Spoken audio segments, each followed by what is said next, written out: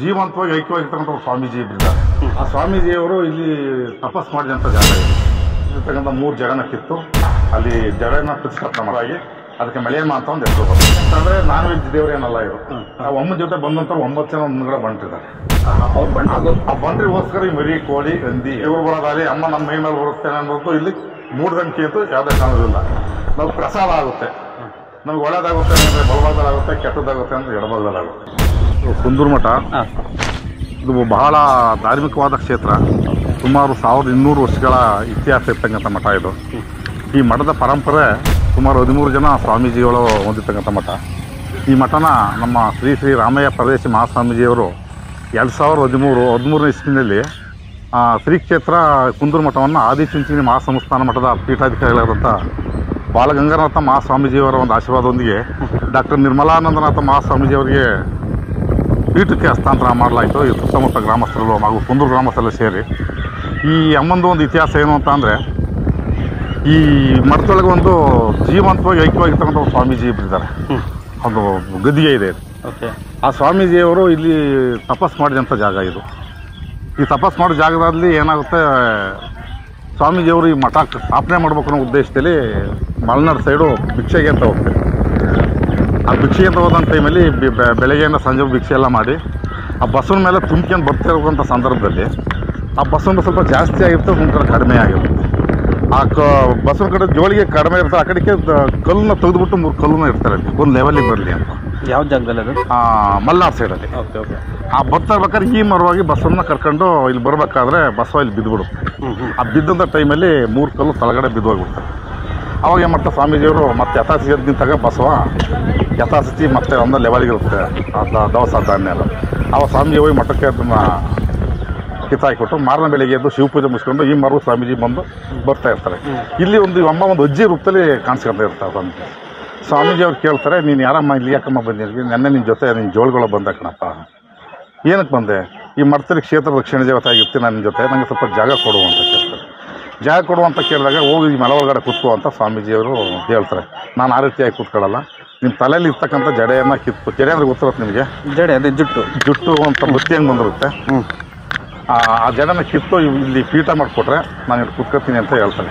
ಆವಾಗ ಸ್ವಾಮೀಜಿ ಅಮ್ಮವ್ರು ಹೇಳ್ದಂಗೆ ತಡಲಿರ್ತಕ್ಕಂಥ 3 ಜಡನ ಕಿತ್ತು ಅಲ್ಲಿ ಜಡೆನ ಪ್ರತಿಷ್ಠಾಪನೆ ಮಾಡ್ತಾರೆ. ಆವಾಗ ಅಮ್ಮ ಹೋಗಿ ಮಳೆ ಒಳಗಡೆ ಐಕ್ಯವಾಗಿ ಅದಕ್ಕೆ ಮಳೆಯಮ್ಮ ಅಂತ ಒಂದು ಹೆಸರು ಬರುತ್ತೆ. ಅಲ್ಲಿಂದ ಇಲ್ಲಿವರೆಗೂ ಅಮ್ಮ ಈ ಕ್ಷೇತ್ರ ರಕ್ಷಣಾ ದೇವತೆ ಆಗಿ ಜನಗಳ ಕಷ್ಟ ಸುಖ ಕಾರ್ಪಣ್ಯ ಒಳ್ಳೆಯದು ಕೆಟ್ಟದ್ದನ್ನು ನಿಭಾಯಿಸ್ಕೊಂಡು ಭಾಳ ಪ್ರಬುದ್ಧವಾಗಿದ್ದಾಳೆ. ಸುಮಾರು 1200 ವರ್ಷದ ಇತಿಹಾಸ ಇದೆ ಮಠಕ್ಕೆ.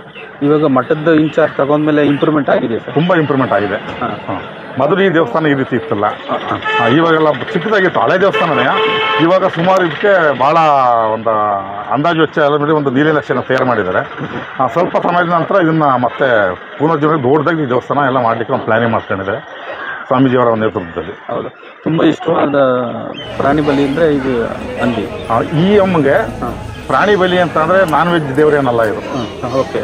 ಇದಕ್ಕೆ ಈ ಮೊಸರನ್ನ ಬೆಲ್ಲದನ್ನ ಈ ಥರ ಆ ಅಮ್ಮನ ಜೊತೆ ಬಂದಂಥವ್ರು 9 ಜನ ಮುಂದ್ಗಡೆ ಬಂಟಿದ್ದಾರೆ. ಆ ಬಂಟ್ರಿಗೋಸ್ಕರ ಈ ಮರಿ ಕೋಳಿ ಹಂದಿ ಮುಂದೆ ಪೂಜೆ ಮಾಡ್ತಿರ್ತಾರೆ. ತಳಗಡೆ ಕಲ್ಲಿದೆ ನೋಡಿ ಅವಕ್ಕೆ ಮಾತ್ರ. ಅದು ಒಳಗಡೆ ಮತ್ತೆ ತಿಳಿದಿರೋಂಥವ್ರು ಒಂದು ಮಟ್ಟನ ಸಹ ಮುಚ್ಚಿ ದೇವಸ್ಥಾನ ಒಳಗಡೆ ಹೋಗಲ್ಲ. ಹೌದಾ?